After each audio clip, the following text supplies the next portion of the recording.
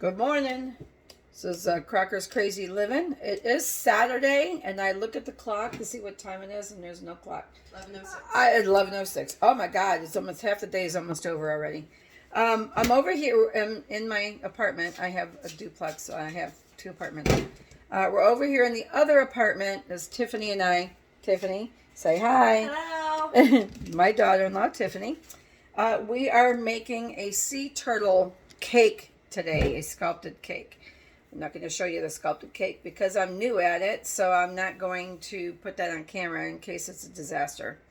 Anyway, but I am coming on to show you how I make my Wilton buttercream, my white buttercream.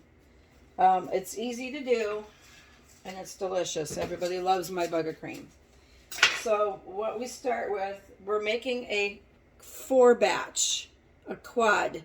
So when you make a single batch, it's 1 cup of Crisco, and it's 1 pound of powdered sugar, and it's a teaspoon of vanilla, maybe 2 teaspoons of vanilla, a teaspoon of teaspoon to 2 teaspoons of butter flavoring, and about a half a teaspoon to 1 teaspoon of almond extract.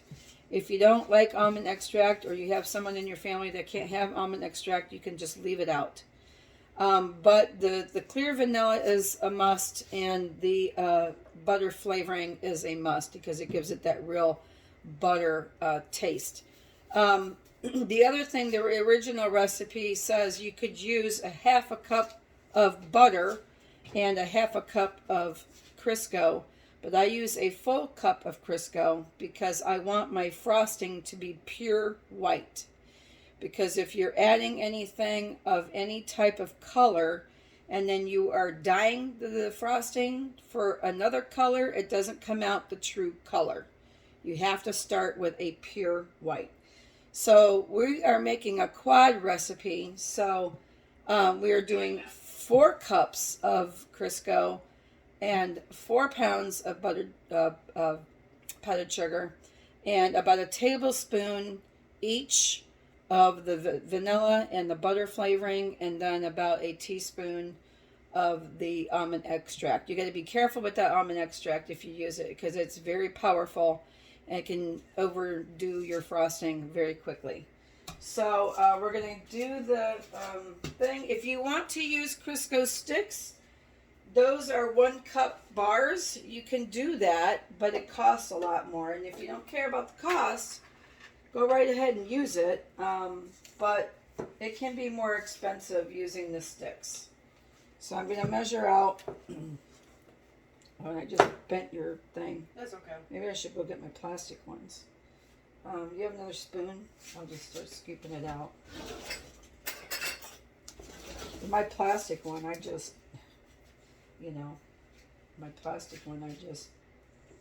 scoop it in there.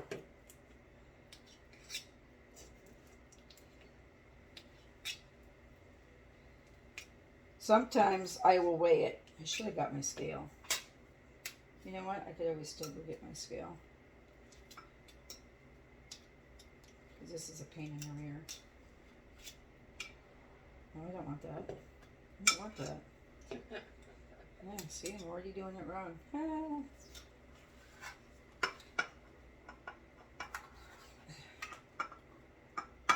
Yeah, I'm going to go get my scale because I ain't dealing with this 4 times, 3 more times.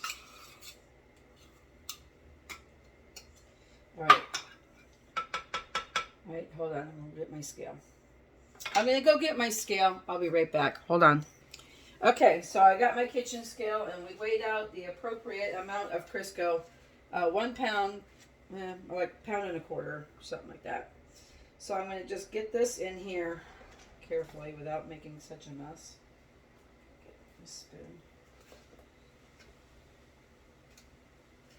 Yeah, my that one's kind of yellowish, isn't it? Yeah. I haven't noticed before.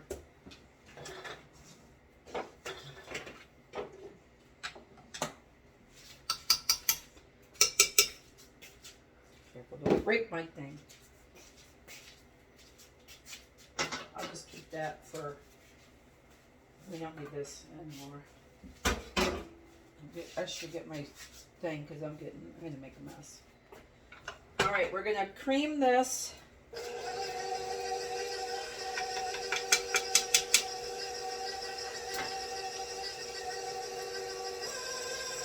And then we're going to add our flavorings in. I need more of this. I used up all my other. I'm going to do a tablespoon. Tablespoon of butter flavor. I kind of like the plastic spoon. Yeah. Tablespoon of vanilla extract, clear vanilla, which is imitation. Can't make clear vanilla. I learned that when I started making my own. And we're going to do a teaspoon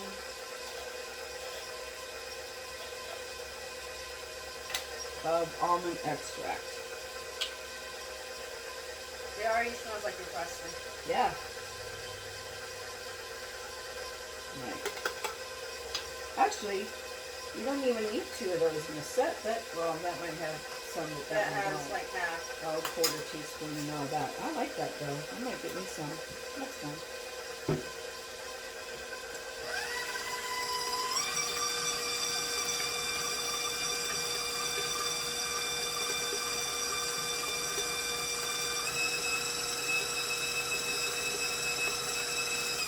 Do you still have my rubber spatula? Yep.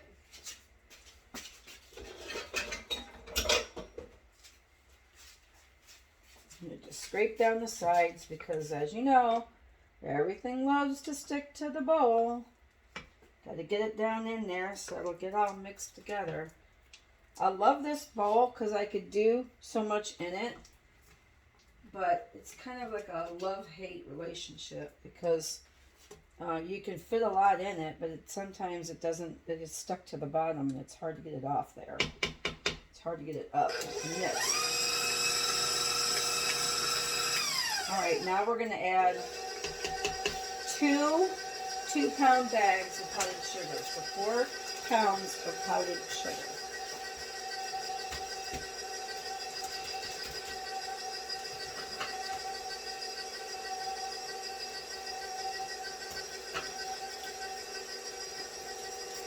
And the recipes usually do say sifted powdered sugar. I never sift mine unless I'm going to be using piping tips that are small and might get clogged with pieces of powdered sugar.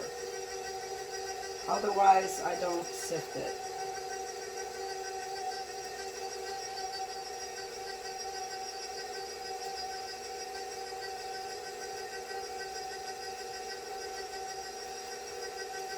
Now, at this point, I'm going to add a little bit of milk to it, just to help it mix.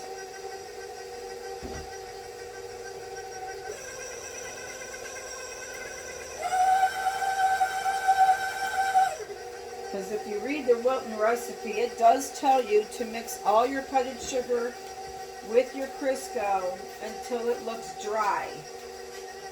The only problem I have with that is sometimes it bogs down my motors, and I don't want to burn up my motors. I will never burn this motor up. It's a heavy-duty mixer, but why make your machines work harder than it needs to?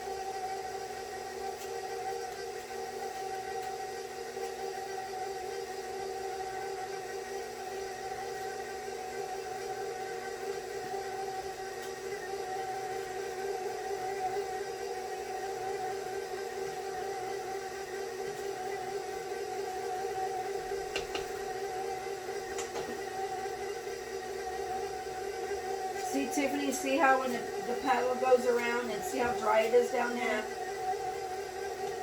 So just keep adding a little milk at a time. But you gotta be careful when you're adding milk because there's no set measurement for the milk. It's just the consistency that you want it. But if you put too much, it gets too soft and then it doesn't pipe well. Holy frosting.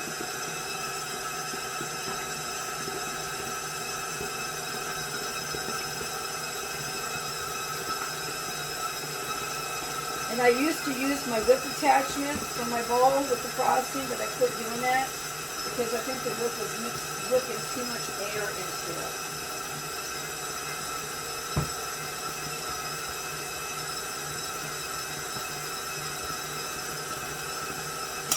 All right, now we're going to check consistency here.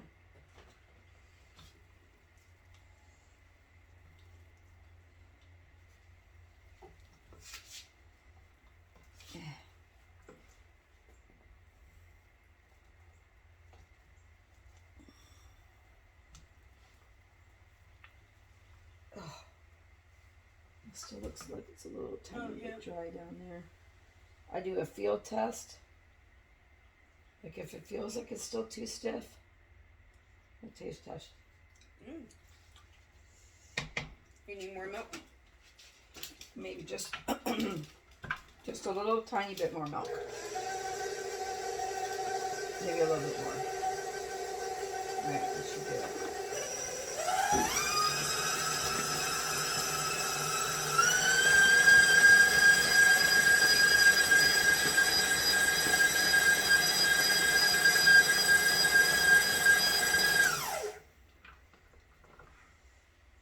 Okay.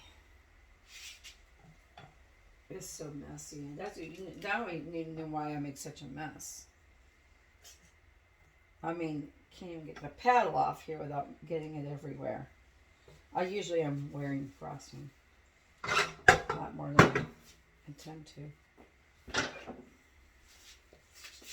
Yeah, that looks pretty good. It feels fluffy, but it's not too stiff. Did you taste it? Yeah. Does it taste good? Yeah.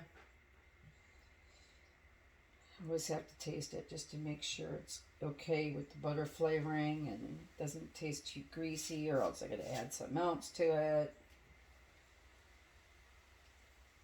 This is a crusting buttercream. This is the Wilton recipe. If you ever get the Wilton cake books, this is the recipe that's in their book for pure white buttercream. This is the one that I use. This is the one my family likes the best.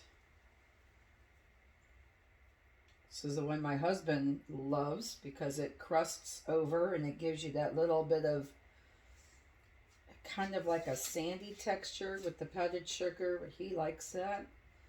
It's really sweet, so if you don't like a sweet frosting, you're not going to like this. But it's perfect for wedding cakes, birthday cakes, cupcake. It's just a perfect frosting. And most people like this buttercream. I have never done a cake job or a cupcake job where somebody did not want my buttercream. Never. Well, except for one person. What did I end up doing for her? Nope, I did my buttercream because I tried to do a whipped cream and it was too hot outside and it wouldn't work. It didn't work on me. It was the first time for that too. All right. That's it. This is the 4 batch. Now we made so much because this turtle is going to have a crumb coat, and then we're going to dye it green parts of it, and then so we need a crumb coat and we need a top coat. So you have to have a lot of frosting. And since I've never done this cake before, we don't know how much frosting we're actually going to need. And it's always better to have too much than to have to keep mixing up frosting. It's nothing worse than having to do it over and over and over. Unless you go through all of this. For your wedding cake, I think I've had 3 of these. Holy cow. 3 quads. I wrote it all down. So we're going to have to keep track of this cake too. So we know how many cake mixes we used in case we ever have to make it again. Yeah, I have to make it again. What, 4 cake mixes? Yep. Yeah. And then how much frosting that we use and all of that. We're going to have to keep track of all of that. All right. So that is it for this episode of Cracker's Crazy Living on the Wilton Pure White Buttercream Frosting. When I might take a picture later. I know you can't post pictures on YouTube. At least I haven't figured it out yet. Because I would love to take a picture of the final product and put it on my page so you can see how the cake turned out. So anyway, we're going to we've got parts of cakes. This is a part of a cake. We've got another part of the cake for the back. The big one? Yeah, we got the big one for the body. This is for the top of the body. This is for the head. So we're going to get busy sculpting and see how this little guy turns out. So we're looking forward to hopefully this being a pretty good project. And if you have not had a chance to subscribe to my page and you like what you see, please hit the subscribe button. Give me a thumbs up. Ring the bell. You'll be notified when I post again. Share me with your friends. I would really appreciate that. And if you have any questions or comments on this episode, please feel free to leave a comment in the comment section, and I will do my best to answer your questions or your comments. So have a great day, everybody, and I'll catch up with you on another episode of Cracker's Crazy Living. Have a good day. Bye. Thanks for watching.